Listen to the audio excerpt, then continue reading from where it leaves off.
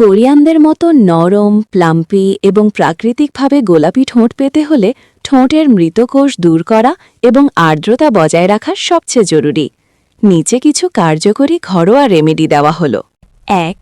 চিনি ও মধুর স্ক্রাব সবচেয়ে গুরুত্বপূর্ণ ধাপ। কোরিয়ান ঠোঁটের প্রধান রহস্য হল মৃত কোষহীন মসৃণ চামড়া। উপকরণ: ১ চামচ চিনি, সাদা বা বাদামি, এবং ১ চামচ মধু। ব্যবহার: দুটি উপাদান মিশিয়ে ঠোঁটে আলতো করে ২-৩ মিনিট ম্যাসেজ করুন। এরপর কুসুম গরম পানি দিয়ে ধুয়ে ফেলুন। এটি সপ্তাহে ২-৩ বার করবেন। এতে ঠোঁটের কালচে ভাব দূর হবে এবং রক্ত সঞ্চালন বাড়বে। ২. বিটরুটের রস প্রাকৃতিক টিন্ট। কোরিয়ানরা ঠোঁটে প্রাকৃতিকভাবে লালচে ভাব আনতে বিটরুট খুব পছন্দ করে। উপকরণ: ১ টুকরো বিটরুট। ব্যবহার: বিটরুট স্লাইস করে কেটে ফ্রিজে কিছুক্ষণ রেখে ঠান্ডা করুন। এরপর এটি ঠোঁটে ৫-১০ মিনিট ঘষুন, অথবা বিটরুটের রসের সাথে সামান্য নারকেল তেল মিশিয়ে রাতে ঘুমানোর আগে ঠোঁটে লাগিয়ে রাখুন। এটি ঠোঁটে স্থায়ী গোলাপি আভা আনে। ৩. লেবু ও গ্লিসারিন।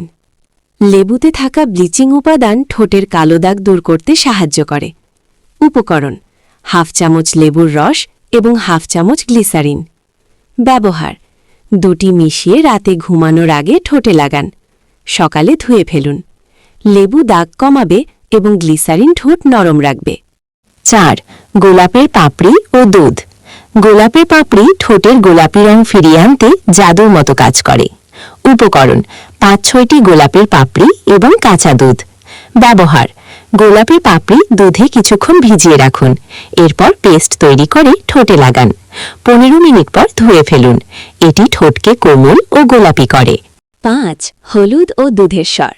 উপকরণ: ১ চিমটি কাঁচা হলুদ এবং দুধের স্বর মালাই। ব্যবহার: এটি মিশিয়ে ঠোঁটে লাগিয়ে ১০ মিনিট রাখুন। এটি ঠোঁটের শুষ্কতা দূর করে এবং উজ্জ্বলতা বাড়ায়।